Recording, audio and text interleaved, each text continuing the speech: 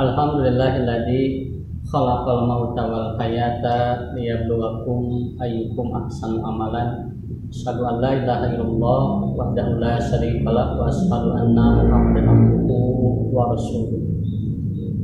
Alhamdulillah, puji dan syukur marilah kita sama-sama panjatkan kehadirat Allah Subhanahu wa taala, karena pada kesempatan ini kita masih diberikan kesempatan, diberikan kekuatan, diberikan limpahan kenikmatan oleh Allah Subhanahu wa taala. Pada kesempatan ini materi yang akan disampaikan adalah berkenaan dengan dakwah dan problematikanya, dengan mengutip salah satu kalimat yang diucapkan oleh Bapak Muhammad Nasir. Beliau adalah guru besar Persatuan Islam dan juga salah satu tokoh bangsa sebagai pencetus NKRI yang pada tanggal 3 April 1950 itu dicetuskan sebagai cikal bakal lahirnya Negara Kesatuan Republik Indonesia. Beliau mengatakan bahwa dakwah adalah konfrontasi. Maka beliau menjelaskan bahwa dalam melakukan aktivitas dakwah tentu kita senantiasa akan berhadapan dengan berbagai macam jalan.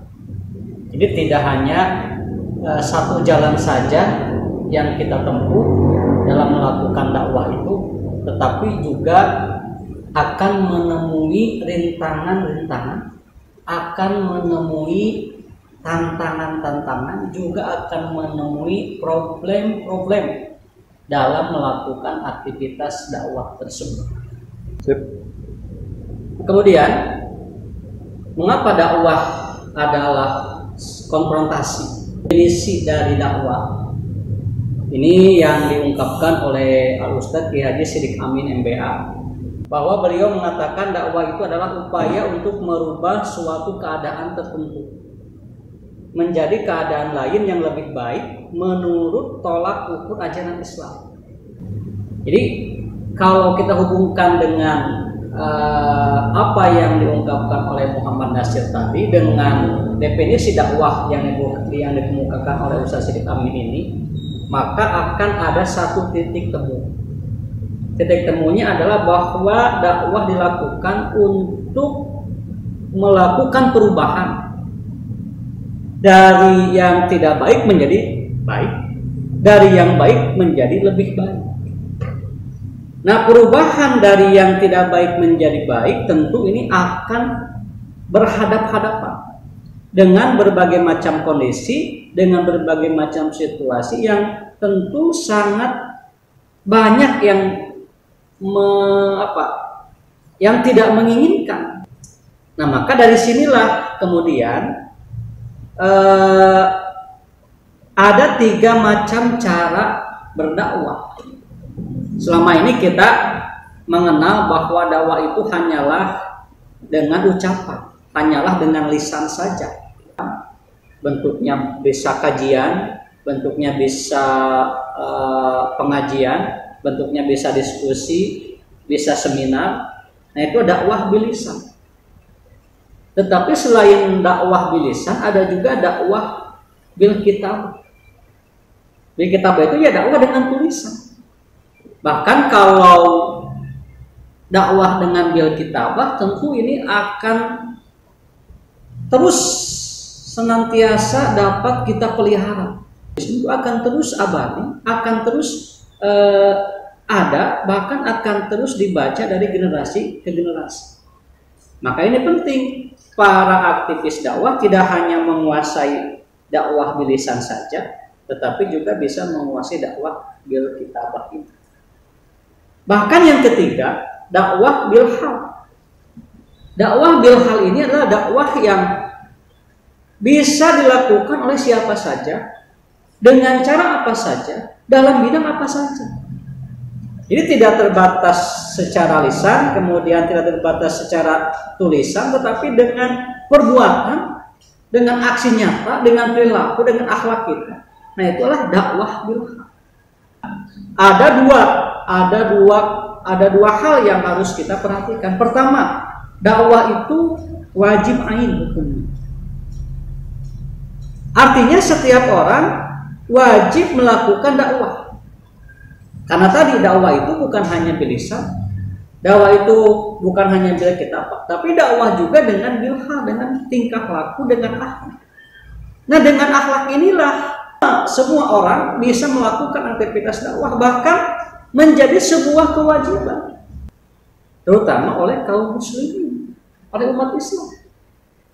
Karena Allah sudah menyeru bahwa di dalam Al-Quran Surat An-Nahl ayat 125 disebutkan ud'u ila sabili rabbika bil hikmati wal mau'izatil hasanati wajadilhum billati hiya ahsan. Inna rabbaka huwa a'lamu biman dhalla an sabilihi wa huwa a'lamu bil muhtadin. Inilah kewajiban semua kaum muslimin. Bahkan dalam hadis Rasulullah kemudian memberikan gambaran akan pentingnya dakwah di lingkungan keluarga, tetangga, masyarakat dengan ungkapan man ra'a minkum munkaran falyughayyir biyadihi. Barang siapa yang melihat kemungkaran di sekelilingnya, falyughayyir biyadihi, maka ubahlah kemungkaran itu biyadihi dengan tangan. Maksud tangan di sini diartikan dengan kekuasaannya. Kalau dia punya kekuasaan, misalkan dia seorang pejabat, seorang pimpinan, seorang presiden, kemudian kalau tingkat provinsi gubernur, kemudian sampai ke bawah, bahkan sampai ke tingkat RT, atau paling kecil adalah di keluarga sebagai kepala keluarga, apabila melihat kemungkaran, fala yughayyir biyadihi, ubah dengan tangan, dengan kekuasaan. Seorang pakar hukum tata negara, Profesor Yusril, menyebutkan bahwa segudang kepintaran tidak akan ada gunanya dengan hanya kalau dibandingkan dengan segenggam kekuasaan. Artinya kalau 100 seorang ilmuwan berkumpul untuk menentukan satu kebijakan, tentu ia akan kalah dengan satu orang presiden yang punya kekuasaan. Fa'ilam yastati, apabila tidak mampu dengan tangannya atau dengan kekuasaannya, karena kita hanya sebagai rakyat biasa, hanya sebagai masyarakat biasa, maka fabilisanihi, ubahlah kemungkaran itu dengan lisan, dengan ucapan kita. Fa'ilam tastati, apabila masih tidak mampu, fabiqalbi, cukuplah dengan hati. Maksudnya kita minimal mempunyai ketidaksetujuan terhadap kemungkaran tersebut, tetapi wadalika ad'aful iman. Yang demikian itu adalah selemah-lemahnya keimanan. Kewajiban dakwah juga ini merupakan wajib kifayah. Nah, wajib kifayah ini sandarannya adalah Quran surat Ali Imran ayat 104. Bahwa di sana disebutkan wal takum minkum ummatu yad'una ilal khairi wa ya'muruna bil ma'rufi wa yanhauna 'anil munkar wa ulaika humul muflihun. Dan hendaklah ada di antara kamu segolongan umat yang menyeru kepada kebajikan, menyuruh kepada yang ma'ruf dan mencegah dari yang mungkar. Merekalah orang-orang yang beruntung. Jadi harus ada sekelompok orang yang tugasnya adalah tadi menyeru kepada kebaikan, menyeru, memerintahkan kepada yang ma'ruf dan mencegah dari yang munkar, tetapi harus dalam bentuk umat, dalam bentuk kelompok, dalam bentuk jamaah. Nah, inilah kewajiban dakwah yang kaitannya dengan dakwah itu adalah wajib kifayah. Selanjutnya, dalam dakwah itu harus kita perhatikan unsur-unsur dakwah. Ada 4 unsur dakwah yang ini menjadi inti, menjadi kekuatan, sekaligus juga bisa menimbulkan problematika dalam dakwah. Yang pertama yang harus diperhatikan dalam unsur dakwah itu adalah adanya objek dakwah. Siapa objek dakwah itu? Objek dakwah adalah mad'u, yang didakwahi. Siapa yang didakwahi? Ya tentu saja manusia. Yang kedua adalah subjek dakwah. Subjek dakwah itu siapa? Dai, para aktivis dakwah. Punya kewajiban untuk melakukan aktivitas dakwah dengan tujuan yang sama, melakukan perubahan dari yang buruk menjadi baik. Yang ketiga ada yang disebut materi dakwah. Nah tentu saja materi dakwah ini harus kita perhatikan. Materi dakwah dari satu kondisi dengan kondisi lain tentu tidak akan sama. Ya, unsur yang keempat adalah metode dakwah. Materi metode itu tidak bisa disamakan ketika kita menghadapi berbagai macam objek dakwah yang berbeda-beda. Nah disinilah kemudian bisa menimbulkan problematika. Sejauh mana dai atau para aktivis dakwah bisa menyesuaikan antara materi, metode dengan kondisi yang dihadapinya atau objek dakwah. Maka kalau kita merujuk kepada surat An-Nahl ayat 125 yang tadi disebutkan, yaitu ud'u ila sabili rabbika bil hikmah wal mau'izatil hasanah wajadilhum billati hi ahsan. Bahwa metode dakwah itu ada 3.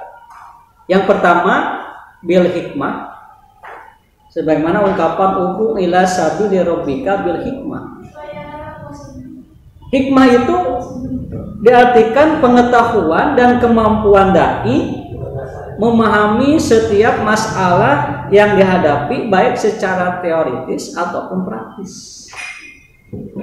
Nah artinya seorang dai, seorang aktivis dakwah harus mempunyai pengetahuan, kemampuan dalam menghadapi berbagai macam kondisi dan situasi di lapangan. Berbagai macam karakter mad'u, berbagai macam karakter objek dakwah ini harus dihadapi tentu dengan metode-metode yang berbeda juga. Oleh karena itu maka seorang aktivis dakwah harus punya kemampuan dan pengetahuan yang handal dalam teoritis maupun praktis untuk melakukan aktivitas dakwah. Nah inilah maka bil hikmah ini penting, harus diperhatikan metode bil dakwah dengan bil hikmah. Kemudian yang kedua wajadilhum billati hiya ahsan. Metode dakwah yang kedua adalah dengan al-mau'izah hasan, al-hasan. Tapi pada intinya lakukanlah dakwah itu dengan cara-cara yang baik, pesan-pesan yang positif, bimbingan arahan yang baik, serta berilah peringatan yang baik. Dan yang ketiga adalah wajadilhum billati hiya ahsan, yaitu mujadalah. Apa itu mujadalah? Mujadalah itu adalah kemampuan dai untuk mengemukakan argumentasi, bukti-bukti, dalil-dalil yang baik. Para dai harus siap memiliki kemampuan mengemukakan argumentasi, bukti-bukti, dalil-dalil yang kuat. Kalau kita dihadapkan pada proses perdebatan dengan kaum munafik ataupun kaum kafirin, maka tentu kita harus siap dengan argumentasi, bukti-bukti, dalil-dalil yang kuat. Nah disinilah maka mujadalah. Tetapi tetap wajadilhum billati hiya ahsan. Sekalipun kita harus berdebat dengan orang yang menantang dakwah kita, maka lakukanlah debat itu dengan cara yang makruh, dengan cara yang baik. Nah inilah metode dakwah yang merupakan pesan langsung dari Allah Subhanahu wa taala melalui Al-Qur'an surat An-Nahl ayat 125. Selain metode yang umum tadi, maka yang paling penting adalah metode dakwah yang khusus. Apa metode dakwah yang khusus? Metode dakwah yang khusus itu adalah laqad kana lakum fi Rasulillahi uswatun hasanah. Bahwa seorang aktivis dakwah harus mengedepankan akhlakul karimah, harus mengedepankan uswatun hasanah dalam setiap aktivitas dakwahnya atau dalam setiap aktivitas kehidupannya sehari-hari. Tidak hanya sebatas berkoar-koar di depan di atas mimbar, tidak hanya sebatas tulisan yang ia tuliskan dengan indahnya, tetapi juga yang paling penting adalah ia harus mampu mengimplementasikan apa yang diucapkannya, apa yang dituliskannya dalam bentuk uswatun hasanah, contoh yang baik. Karena inilah yang kemudian akan disorot oleh objek dakwah, oleh masyarakat. Kalau tidak memperlihatkan uswatun hasanah, ya bagaimana dakwah mau bisa berhasil? Nah, inilah metode khusus. Salah satu keberhasilan dakwah Rasulullah adalah karena beliau melakukan dakwah dengan uswatun hasanah, dengan tauladan, dengan contoh yang baik, dengan perilaku dan akhlak yang baik. Sehingga dakwah Rasulullah selama 13 tahun di kota Mekah, kemudian 10 tahun di kota Madinah bisa menghasilkan sesuatu yang positif, bahkan bisa mencapai keberhasilan dalam dakwah tersebut. Hadirin ikhwatul iman rahimakumullah. Nah, kemudian kita menginjak kepada apa saja problematika dakwah. Secara garis besar bisa dibedakan menjadi dua kategori. Ada problematika dakwah yang berasal dari internal, dari dalam diri, baik itu diri dai secara individu ataupun dari diri umat secara umum. Juga ada problematika yang berasal dari eksternal, dari luar diri individu para dai ataupun dari luar jamiah atau dari luar umat secara umum. Kemudian secara internal kira-kira apa saja yang kemudian menyebabkan problematika? Yang pertama, dari segi mental dai, permasalahan akan muncul. Apa saja? Pertama, adanya sikap ananiyah pada diri dai. Artinya ia merasa sudah menjadi dai, sudah menjadi pendakwah, kemudian timbullah sikap keakuan, keegoan, kemudian tidak mau menerima saran dan nasihat orang lain. Bahkan dia tidak mau diluruskan kalau berlaku salah. Nah, inilah anani, sifat egosentris yang muncul pada diri dai yang kemudian akan menyebabkan permasalahan dalam dakwah tersebut. Kemudian yang kedua, dai pun akan muncul mental putus asa. Karena tadi dihadapkan pada berbagai macam objek dakwah yang tentu saja akan berhadapan dengan rintangan-rintangan yang tidak kecil, maka kadang-kadang banyak dai yang kemudian merasa berputus asa, tidak mampu, tidak kuat menghadapi berbagai tantangan dan rintangan tersebut. Nah, inilah yang akan dihadapi oleh para aktivis dakwah. Kalau mentalnya tidak kuat menghadapi berbagai macam kondisi dan situasi, maka dikhawatirkan akan muncullah keterputusasaan yang kemudian menghentikan aktivitas dakwah. Kemudian yang ketiga, ada sikap takabur dalam diri dai. Merasa ia yang paling bisa, merasa ia yang paling tahu, kemudian lantas timbullah ketakaburan dalam diri dai tersebut. Ini pun menjadi masalah, sehingga tadi tidak bisa menerima nasihat, tidak bisa diluruskan, tidak bisa diperbaiki. Sekalipun dalam aktivitas dakwah tentu para dai tidak lepas dari kekurangan.